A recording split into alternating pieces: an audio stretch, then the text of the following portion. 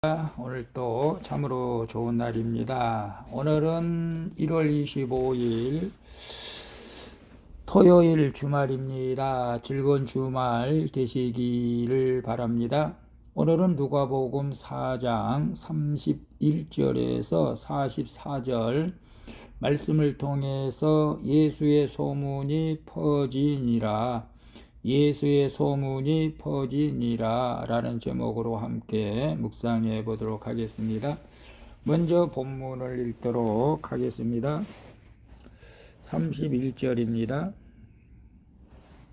갈릴리의 가버나움 동네에 내려오사 안식일에 가르치시매 그들이 그 가르치심에 놀라니 이는 그 말씀이 권위가 있음이로라. 33절 회당에 더러운 귀신 들린 사람이 있어 크게 소리질러 이르되 나사렛 예수여, 우리가 당신과 무슨 상관이 있나이까? 우리를 멸하러 왔나이까? 난 당신이 누구인 줄 아노니 하나님의 거룩한 자니이다. 35절 예수께서 꾸짖어 이르시되 잠잠하고 그 사람에게서 나오라. 귀신이 그 사람을 무리 중에 넘어뜨리고 나오되 그 사람은 상하지 아니한지라. 36절 다 놀라 서로 말하여 이르되 이 어떠한 말씀인고? 권위와 능력으로 더러운 귀신을 명함에 나가는도다. 이에 예수의 소문이 그 근처 사방에 퍼지니라. 예수께서 일어나 회당에서 나가사 시몬의 집에 들어가시니 시몬의 장모가 중한 열병을 앓고 있는지라. 사람들이 그를 위하여 예수께 구하니 39절 예수께서 가까이 서서 열병을 꾸짖으신데 병이 떠나고 여자가 곧 일어나 그들에게 수종드니라. 40절 해질 무렵에 사람들이 온갖 병자들을 데리고 나아오매 예수께서 일일이 그 위에 손을 얹으사 고치시니 41절 여러 사람에게서 귀신들이 나가며 소리질러 이르되 당신은 하나님의 아들이니이다. 예수께서 꾸짖으사 그들이 말함을 허락하지 아니하시니 이는 자기를 그리스도인 줄 알미로라.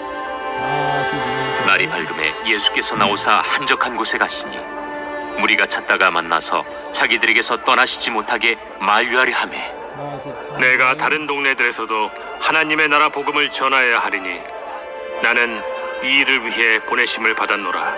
하시고 갈릴리 여러 회당에서 전도하시더라. 44절까지 봤습니다. 본문 요약은 이렇습니다. 가버나움에서 예수님이 말씀을 가르치시니 사람들이 놀랍게 여기죠. 그리고 예수님의 회당 안에서 귀신을 쫓아내시고 시몬의 베드로 장모님과 많은 병자들을 고쳐 주십니다. 또한 무리가 예수님께 떠나지 마시라며 간청을 하지만 예수님은 하나님의 나라의 복음을 전하고자 여러 회당에서 전도하게 되시는 내용입니다. 질문과 묵상하기 1. 나는 하나님을 아는 만큼 행하고 있습니까? 아는 것을 자랑하며 가족과 이웃을 힘들게 하지는 않습니까? 예수님이 갈릴리 가버나움에서 이제 말씀을 가르치고 계시는 장면을 보게 되죠.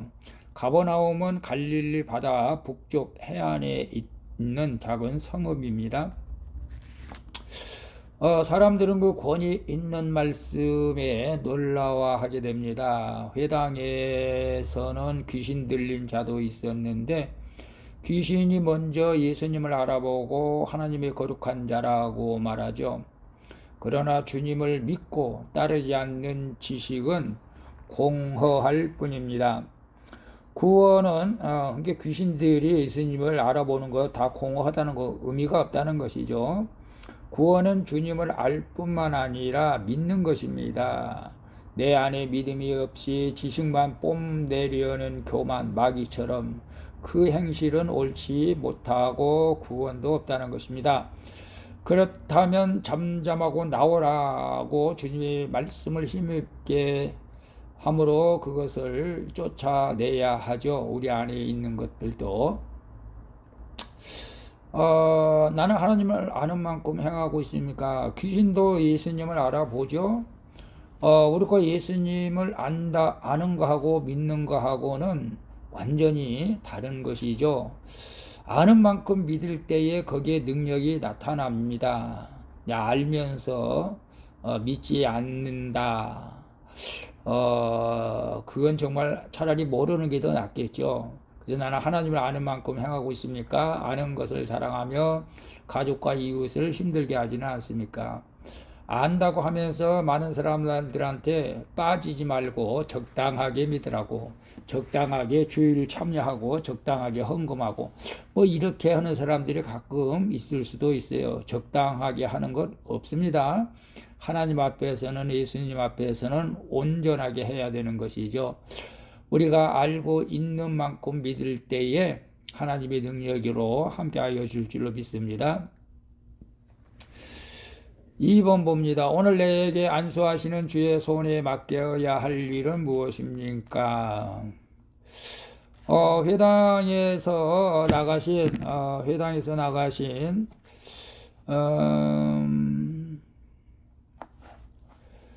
예수님은 시몬의 장모를 만나서 그 열병을 고쳐주십니다. 또한 자신을 찾아온 온갖 병자를 안수하시면서 병을 고쳐주시죠.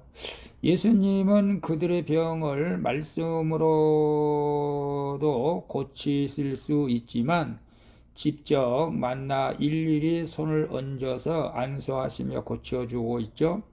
이것은 예수님의 구체적인 사랑의 방법이기도 합니다. 주님은 오늘 우리에게도 사건으로 찾아와 말씀으로 일일이 안수해 주시는 것입니다.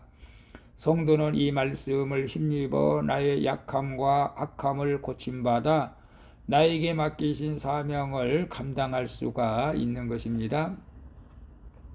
그래서 오늘 내게 안수하시는 주의 손에 맡게 할 일은 무엇입니까? 어제 우리 명수정 청년이 집을 계약하려고 하는데 자꾸 이상한 게 잘 안 된다고 해서, 그렇지만 너무 급하게 서두르지 말고 하나님의 뜻이 분명히 있기 때문에 천천히 계약을 하라고 했습니다. 오늘 우리가 이 모든 일들이 우리가 기도하는 자들은 하나님이 행하시는 것을 알고 믿어야 되겠죠.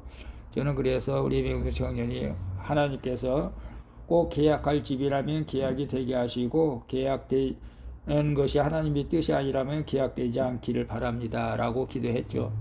오늘 우리가 주님의 손에 맡긴다고 하면서도 내 생각대로 하려고 하는 것은 교만이라는 것이죠.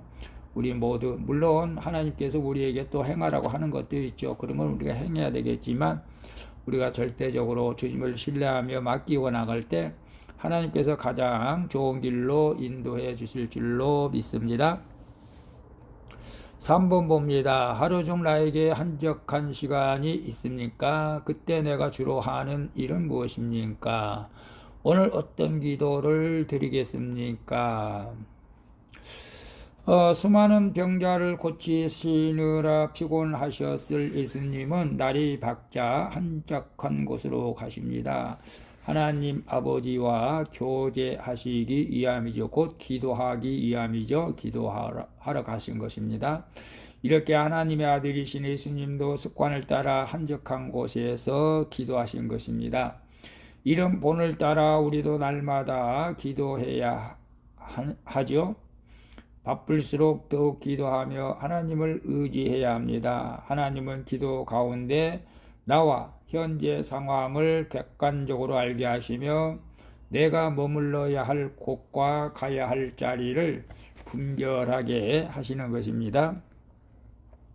그래서 하루 중 나에게 한적한 시간이 있습니까?